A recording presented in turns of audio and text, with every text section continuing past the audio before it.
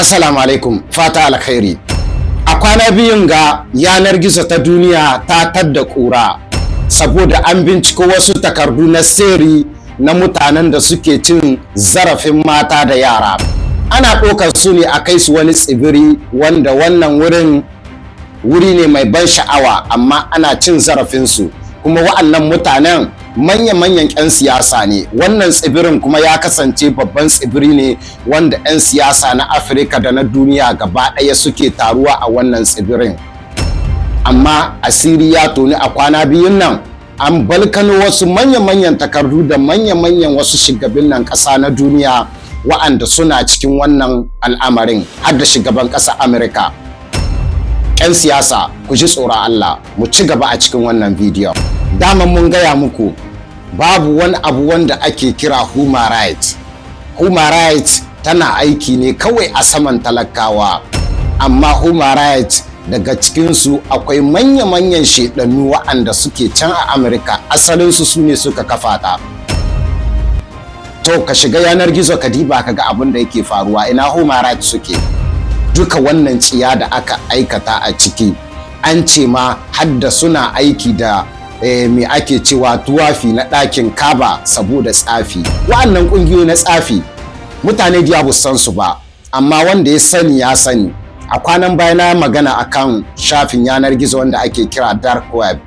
Mafi yawancin mutane za su yi tunanin tatsuniya ce, abinda baka sani ba sai ka yi tunanin tatsuniya ce. Akwai sirruka da yawa cikinsu fiye da tunaninka na abu. Wannan mutumin ana kiransa da Jeffrey. An haife shi ne a shekarar 1953, ya mutu ne a shekarar 2019. Sannan kuma shi wani babban attajiri ne ɗan ƙasar Amurka mai kuɗi sosai. Ya kasance babban mutum wanda yake hulɗa da manya-manyan shugabanni da masu iko da 'yan siyasa a duniya gaba ɗaya, har da 'yan siyasa ƙasar Afirka. Amma daga baya an fallasa sa game da aikin safara mata da yara da cin zarafinsu. Yana da manyan gidaje wanda suke a tsakanin ruwa cikin wani manyan tsibiri, gidaje guda biyu. A tsakiyar ruwa ne ya gina wa'annan gidaje masu girma, masu kama da fada ta sarauta. Sannan yana da manya-manyan filin jirage masu sabka angulu da manya-manyan gidaje. Ya gina manya-manyan filin jirage a bakin teku. Sannan yana ma'amala da manya-manyan 'yan siyasa na duniya da 'yan siyasa na Afirka da 'yan siyasa na Europe gaba ɗaya. An kama sani a shekarar 2019, watan Yuli 6, 2019. A ƙasar Amurka an tungume shi ne da safara ƙananan yara da mata da cin zarafinsu.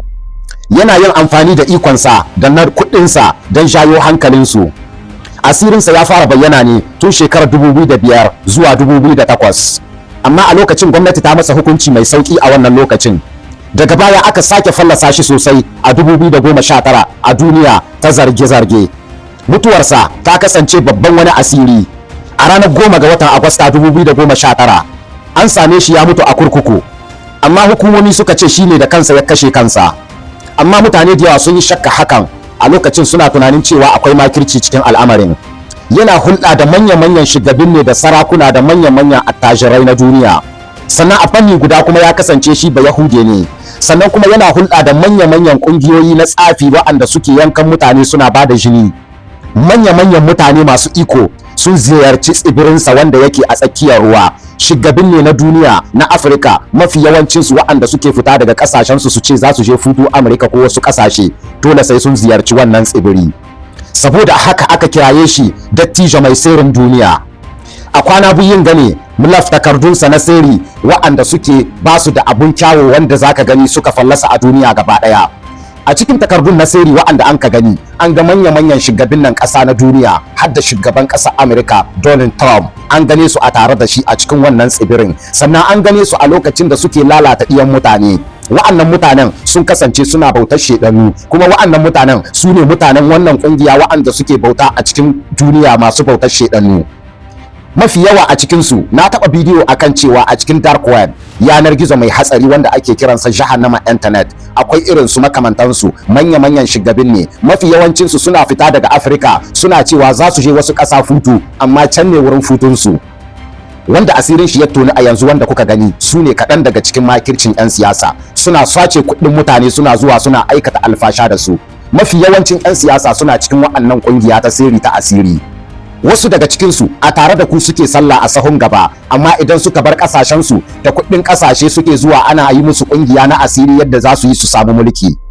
A cikin siyasa babu aboki na dindindim, a cikin siyasa babu dan uwa na dindindim. Abokinka na dindindim yana iya zama makiyinka na har abada, makiyinka na har abada yana iya zamantowa abokinka na dindindim. Idan wannan video ya maka, kai lakinin wannan YouTube channel mai suna Zango TV. Ku kula da diyanku, sannan ku san su wane za su shiga binnan ku. Ba kowane mutum ne wanda ya sa babbar riga ya kasance mutunan kwarai.